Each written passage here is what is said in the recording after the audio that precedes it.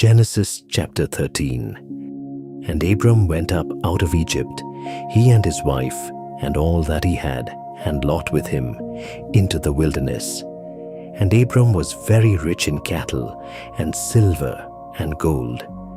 And he went on his journey from the wilderness as far as Bethel, to the place where his tent had been before, between Bethel and Agay, to the place of the altar which he had made there at first. And Abram there called on the name of the Lord.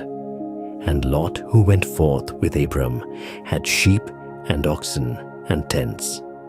And the land was not able to bear them, that they should dwell together, for their possessions were many, and they could not dwell together.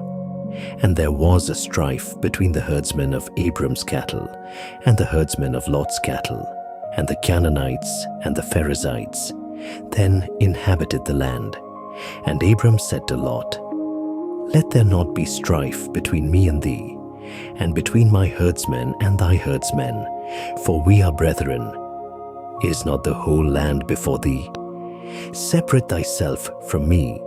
If thou go to the left, I will go to the right, or if thou go to the right, I will go to the left.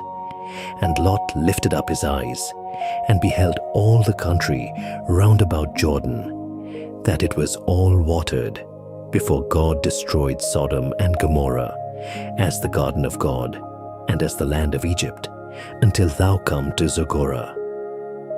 And Lot chose to himself all the country round Jordan, and Lot departed from the east, and they were separated each from his brother.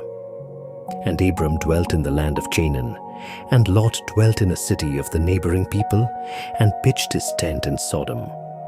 But the men of Sodom were evil, and exceedingly sinful before God.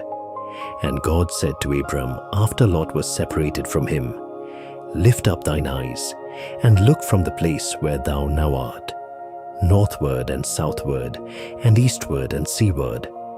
For all the land which thou seest, I will give it to thee, and to thy seed forever. And I will make thy seed as the dust of the earth, so that if anyone can number the dust of the earth, then shall thy seed also be numbered.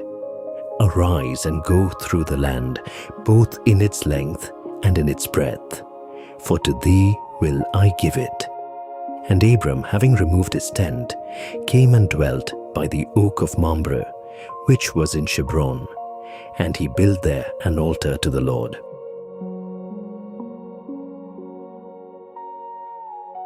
That concludes this chapter. Please click Next to continue.